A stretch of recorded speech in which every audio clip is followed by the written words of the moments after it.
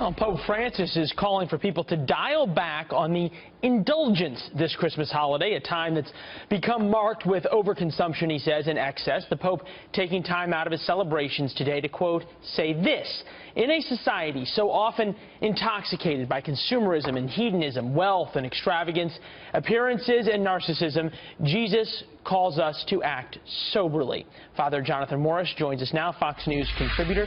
You mean Christmas isn't just about eggnog and presents? Those are good things, too, though. Oh, okay. I think he's talking about excess. And I think whether you're a Christian or not, whether you're a Catholic or not, I think the words of Pope Francis in this case hard to argue with true, him, right? But, you know, another thing he said that I think people are not paying attention to as much is he called the international community to act to help the Christians in Syria, in the Middle East. And he said that a year ago. You know, a lot of politicians... Yeah, we talked about it a year ago. Are you surprised by sort of how political this Pope is becoming and speaking out in these No. Popes do that all the time. When there's total tragedy, and I would say even an attempt to extinguish Christians in the Middle East and other places, including in Africa, we need people, not just popes, but anybody with a moral voice to stand up and say that's not going to happen. You know, our President Obama, and others, to be fair, and other political leaders love to quote Pope Francis. They love to be next to him.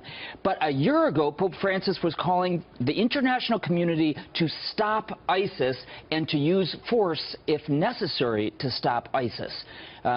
I don't see, and I hope they begin to quote what Pope Francis said today about what's going on in these tragic situations. It's interesting you say that, because when ISIS executed a bunch of Christians, Egyptian Christians in Libya, the president caught a lot of flack for his statement not talking about the fact that these were Christians being persecuted for their beliefs. In the latest Christmas message from the president, we have a quote here, now talks directly about persecution because of his Christian faith.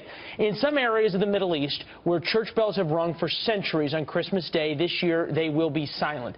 This silence bears tragic witness to the brutal atrocities committed against these communities by ISIL. I guess what you're saying, though, is that these kinds of words need to be followed by the actions Pope Francis is asking for. Yes, and I'm very happy the president is saying this, that there is a genocide of Christians going on, not only in the Middle East, but especially in the Middle East. And Christians really being eradicated. As you know, you've worked in the Middle East for a long time, in Israel. And but yes, then there has to be action. And it's not the Pope's job to tell President Obama what strategy to carry out. But the international community has to make a decision. Are we going to stop ISIS, or are we going to talk about it? And this is good talk from the president, recognizing the reality, but we also need action, and that's the role of a politician. Do you feel the American public, and for that matter, your parishioners who you'll celebrate Mass for, and you did for Midnight Mass, do you feel that they really understand what Christians in dozens, if not 100-plus countries around the world go through simply because they identify themselves as Christians? Some do, and most don't. And that's understandable. It's always going to be like that. There's going to be people who follow the news and don't. But that's why we elect people. That's why on this Christmas Day, when we're celebrating the fact that God would become man, according to Christian theology, that God would become man to be with us and to get involved in our messiness, to give us a chance for redemption, well, then we also have to, each and every one of us, according to our roles, and politicians and world leaders especially, need to take responsibility to say, if there's a genocide, let's not talk about it, let's stop it. Well, there was said after the Holocaust, never again. We'll have to wonder if people look back and wonder if we upheld our end of the bargain on that. A very Merry Christmas to you, Father Jonathan, and to your mother, who you're off to go see. Safe travels. Thanks for sticking around. Thank you very much. All the best.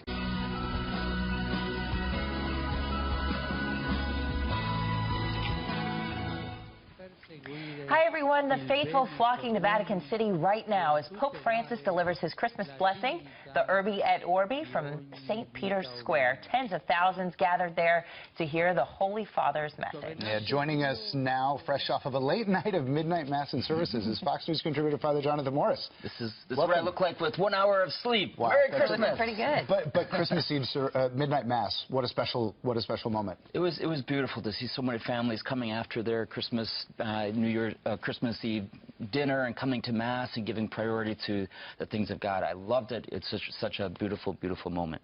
And also because it's Christmas, and we celebrate not only the things that we've been seeing on the streets here in New York City and so many cities of all the sounds and the smells, but also, and most importantly, what Christmas is all about, and we'll talk about that. In the Urbi et Orbi 2 years ago, Pope Francis called on Catholics to not be afraid, and then last year his message was focused on the tenderness of the Christ child. What about this year? So I'm looking at it. He's giving this speech right now. I'm following it on Twitter, and Urbi et Orbi means to the city and to the world. And so he's balancing, on the one hand, giving the message of Christmas, which is that God becomes man, and he enters into our world, our messiness, and he offers us a second chance, or a third, or a fourth, or a fifth chance for redemption, for saying yes to love and saying no to anger and hatred. On the other hand, he's also recognizing what's going on in the world, which is a lot of this anger and hatred. And he's talking about all the persecution of Christians all over the world, and not just Christians. He's talking about the conflicts right now that are going on in the Middle East and in Africa, so many places. And so he's balancing that act of the message of Christmas at the same time, the reality of the world. Well, and that reality, in 2013, he talked about Catholics not being afraid.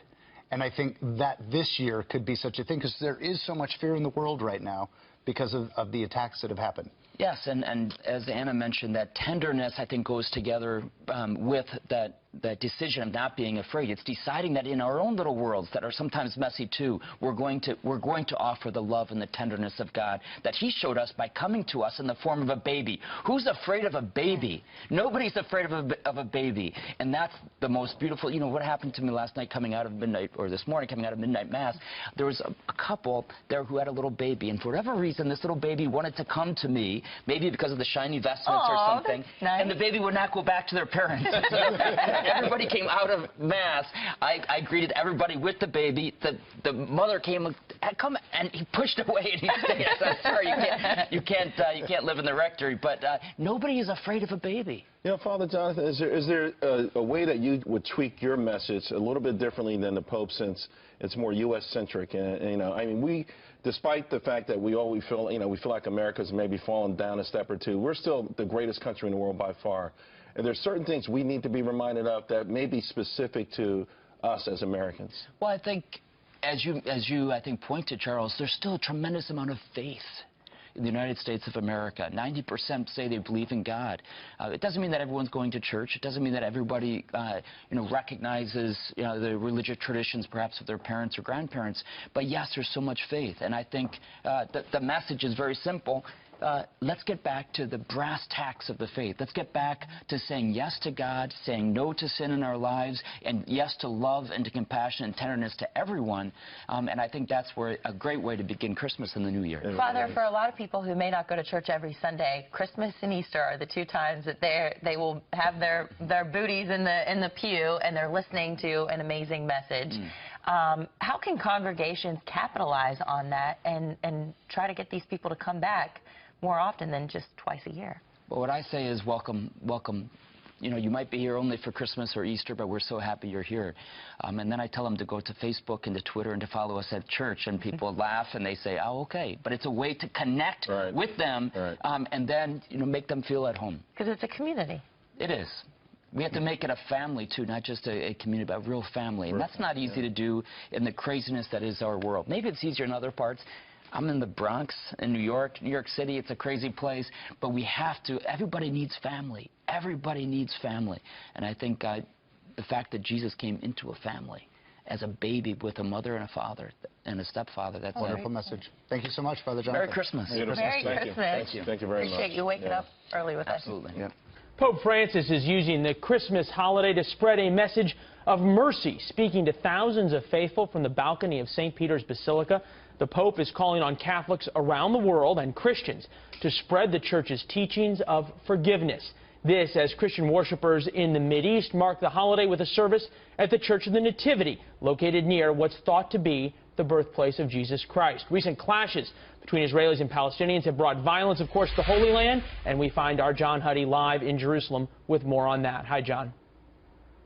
Yeah, hey, Leland, and there were more clashes today between Palestinian protesters and police in Bethlehem after the service ended there at the Church of the Nativity, as you mentioned. I'll get to that in a moment, but first, there was the traditional Mass at the church earlier today in Bethlehem, and the message, once again, as it was at midnight Mass, was about peace and justice amid the, as we've been talking about at great length, the ongoing violence and political unrest between Palestinians and Israelis. And as mentioned, as I said at the top, Palestinian protesters fought with Israeli border police not far from Manger Square today, breaking what many had hoped would be a calm and peaceful Christmas. This, of course, following yesterday's violence in the West Bank and new reports of more violence and attempted car ramming also in the West Bank as well. And because of all this, today, as part of his Christmas message, as he had mentioned, Leland, Pope Francis appealed for peace in the Holy Land, calling on Israelis and Palestinians to resume, he says, direct dialogue and reach an agreement that, quote, would enable the two peoples to live together in harmony under a conflict which has long set them at odds with grave repercussions. We once again saw those repercussions earlier in the week, and we are seeing them again today. Leland, back to you. John Huddy live in Jerusalem. Back to you as News 1.